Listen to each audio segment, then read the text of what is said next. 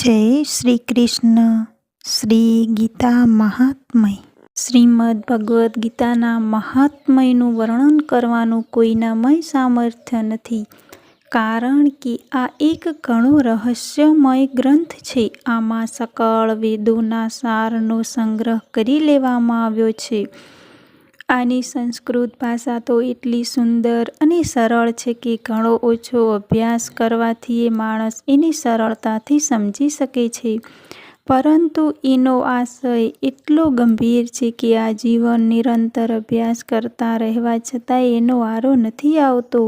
રોજે રોજ નવા નવા ભાવો ઉપજતા રહે છે, માટે આ ગ્રંથ હંમેશા નવીનતાથી ભર્યો જ રહે છે.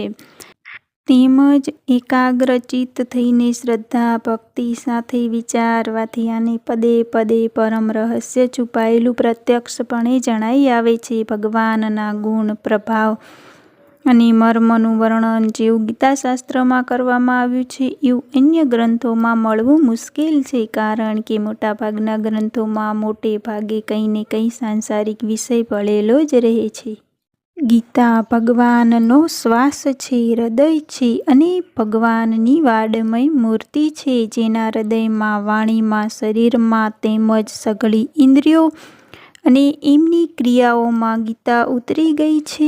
એ માણસ સાક્ષાત ગીતાની મૂર્તિ જ છે. એના દર્શન, સ્પર્શ, ભાષણ તથા ચિંતન કરવાથી પણ બીજા માણસો પવિત્ર બની જાય છે. પછી એનું આજ્ઞાપાલન કે અનુકરણ કરનારાઓની વાત જ શી! ખરેખર ગીતાજીની તોલે સંસારમાં યજ્ઞ, દાન, તપ, તીર્થ, વ્રત, સંયમ કે ઉપવાસ વગેરે કશું જ નથી.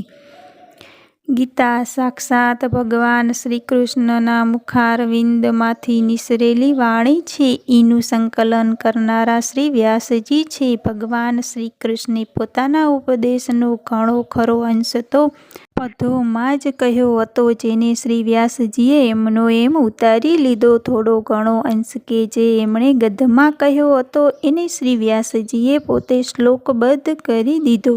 સાથે સાથે અર્જુન, સંજય તથા ધૃતરાષ્ટ્રના વચનોને પોતાની ભાષામાં શ્લોકબદ્ધ કરીને ઢાળી દીધા અને આ 700 શ્લોકના આખાય ગ્રંથને 18 અધ્યાયોમાં વિભાજિત કરીને મહાભારતમાં મૂકી દીધો, જે આજે આપણને આ રૂપમાં મળ્યો છે. ભગવાને શ્રીમદ ભગવદ્ ગીતા રૂપી એક એવું અનુપમ શાસ્ત્ર કહ્યું છે, જેમાં એક પણ શબ્દ સદુપદેશ વિનાનો નથી. શ્રી વેદ વ્યાસજીએ મહાભારતમાં ગીતાજીનું વર્ણન કર્યું છે.